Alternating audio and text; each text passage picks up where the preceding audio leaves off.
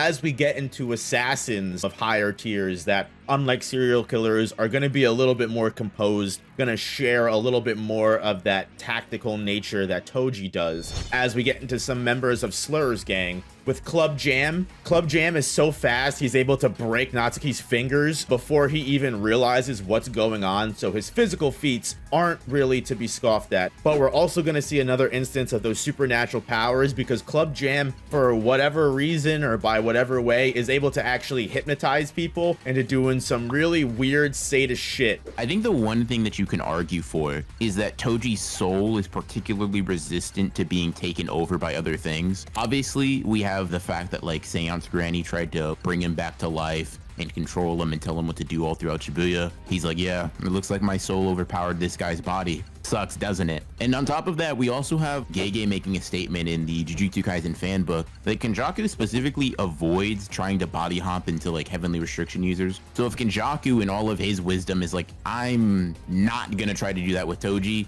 it leads me to believe that he probably has like some sort of heightened mental or like soul-like fortitude that would give him a resistance to the hypnotic effects that Club Jam has. I don't know if you necessarily think those things correlate one-to-one, but I do think Toji's at least demonstrated a precedent to give him a resistance, if not a complete immunity. I would definitely be willing to give Toji that generosity, specifically because we do see the hypnosis of Club Jam not work on characters like Taro Sakamoto because they're so strong. We don't get too many physical feats from Club Jam. Most of his powers do come from his hypnosis. Even though he does have pretty strong speed feats, I would probably bet on Toji. Now, I don't know if you would really consider him a member of Slur's gang per se, but Kei Uzuki, who we see he's kind of got that chain blade, the whip chain, which is, in my opinion, really cool. We know he's strong enough to at least fight with Sakamoto. Obviously, Sakamoto wins in the long run. This is Prime Sakamoto here. Losing to Prime Sakamoto is such a hard thing to parse because it's like, so does the verse. His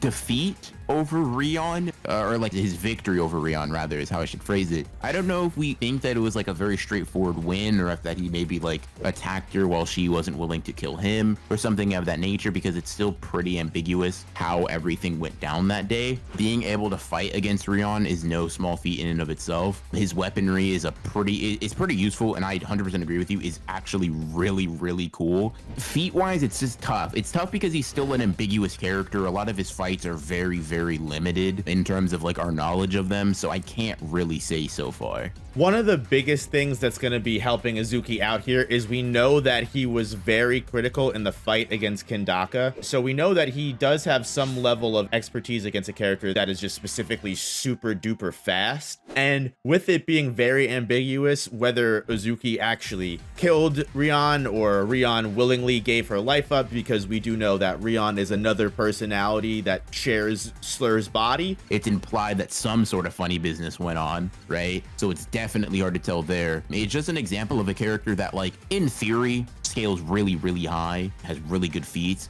but so much of them are so ambiguous that it's hard to say, okay, he definitively loses or wins. Yeah, and I think it just makes more sense to put a big question mark here until we get a lot more information. We're going to move on to a character that we have a lot more feats to go off of, who I think is definitely going to be a good match. Kumonomi, who has the ability of magnetism. I'm pretty sure with her electromagnetic glove, she's fast enough to react to Hyo, an order member, block sniper fire from Heisuke, which we said that Toji would probably be able to do, so she's already matching him on that side of things. She has strong durability for being able to fight someone like Hyo, even to the point where they're underwater and going at it, and she's still able to knock out the win against such a powerful opponent. Just killing an order member in general in the Sakamoto Days verse is, I don't even think it's something that we've seen before besides by another order member. So this is a character who is definitely going to be giving Toji a run for his money.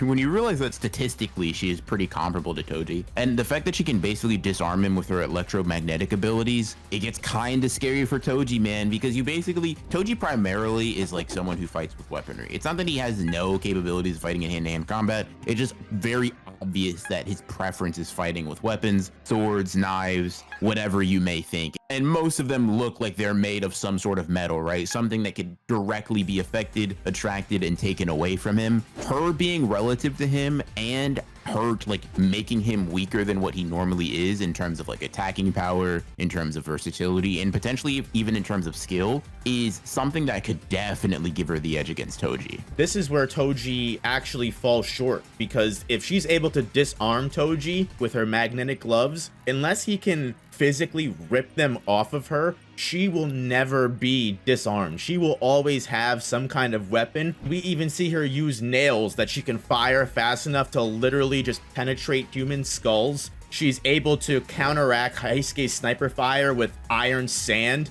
Plenty of conditions at her disposal to get the win against Toji. If Toji is going at this barehanded, quite honestly, I really don't see any situation he's able to get a win on Kumonomi. In most situations, Toji would be able to win this battle through his advanced speed, right? Like with barehanded Toji, we know he's got pure strength. He's got the killing intent where he's going to take his opponent out in one shot if he has to, even if it is with his just physical hands. But if this is a character that's able to perceive his speed and again have just the ability to magnetize anything at their disposal in the area, depending on what you want to say, if location matters or not, if you want to put them in a field without magnetization, still going hand to hand, blow for blow, this is a character that's going to be able to meet Toji in every way. So the only way I see Toji winning is if you put them in like a fucking desert, and then it's just them going bare fist knuckles until the other whoever falls. If they're in any sort of like metropolitan environment, right, there are cars, there are like any sort of like metal poles holding a building structures, things of that nature. Toji brings out any of his metal weapons.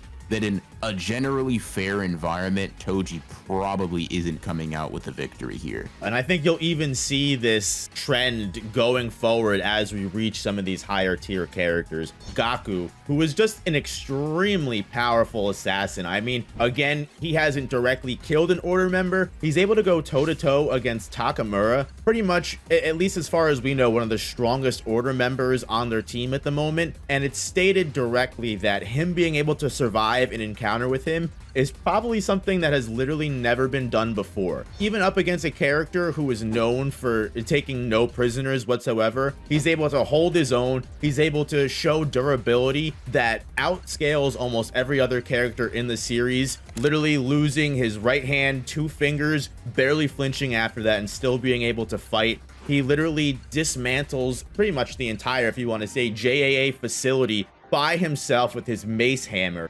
Gaku is just a force of nature and is going to be one of the first characters that we see that matches Toji completely in just pure aura alone. Regardless of feats, like just for a second, right? Looking at a guy that you think, oh, I just believe he can beat Toji, regardless of what we've been shown.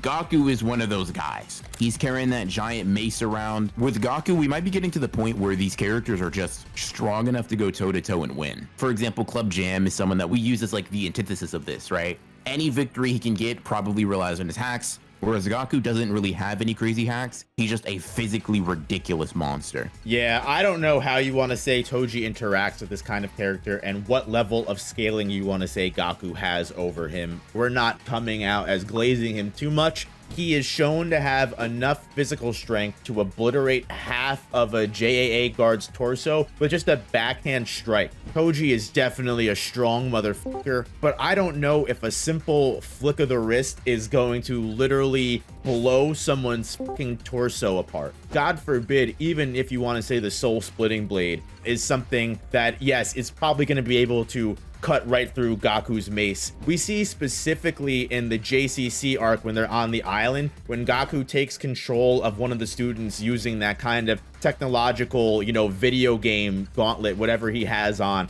He's able to literally bust all of these motherfuckers' asses with pure hands alone, and that's on top of the fact that he was given a half second, I think it was, lag on his actions. But when you want to say he's going up against multiple JCC applicants who, even stated before, like we said, even though we kind of ran through them very quickly, they all do have the stats that are able to at least you know, make Toji try. So you figure if this character is able to go against an entire group of these guys with a half-second lag as a handicap with pure hands, again, I don't think the soul splitting blade is gonna give Gaku a problem, because he, as an assassin, as a like-minded individual like Toji with clear battle IQ and a lot of experience, is someone that's going to immediately perceive, all right, I probably shouldn't get hit with that. I'm going to completely dodge every sense of it. And this is a character that we see who, again, loses fingers, loses his hand, and is barely flinching and maintaining his form in the fight. So again, even if he does take a smaller hit instead of completely getting cut in half,